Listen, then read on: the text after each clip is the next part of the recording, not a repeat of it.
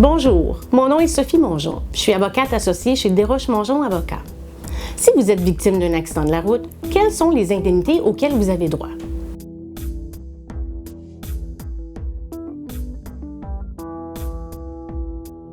Bien évidemment, l'indemnité de remplacement de revenus. Il existe également l'indemnité de frais de garde, l'indemnité pour étudiants et l'indemnité pour perte de qualité de vie.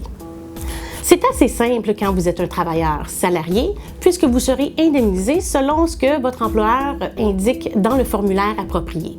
En 2016, le maximum prévu comme base salariale est de 71 500. Si vous exercez un emploi temporaire, à temps partiel ou saisonnier, la SAC vous indemnisera les 6 premiers mois en fonction du salaire déclaré.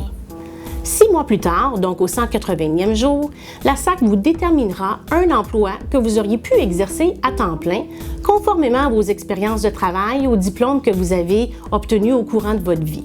Le salaire qui sera retenu au 180e jour est déterminé selon une grille qu'on appelle repère. Si vous êtes sans emploi au moment de l'événement et que vous êtes en capacité de travailler, il va y avoir un délai de carence de 6 mois. Encore, le même principe s'applique. Au 180e jour, on va vous déterminer également un emploi qu'on croit que vous auriez pu exercer, encore selon la grille de repère. Si vous êtes étudiant, la SAC vous versera une indemnité forfaitaire pour perte d'études.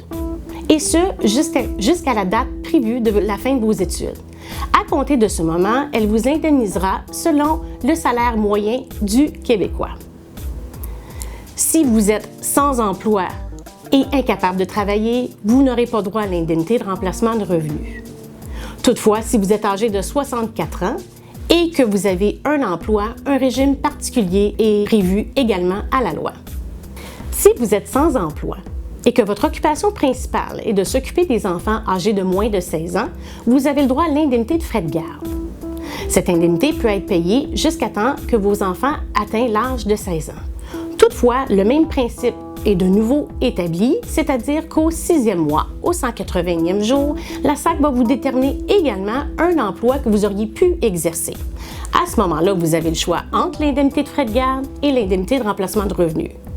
Mais une fois que vous avez fait votre choix en ce qui concerne l'indemnité de remplacement de revenus, vous ne pourrez pas retourner à l'arrière et obtenir une indemnité de frais de garde. La SAC prévoit donc une indemnisation différente selon le statut que vous avez au moment de l'événement. En cas de doute, n'hésitez pas à nous contacter pour une consultation sans frais au 1-855-MAître.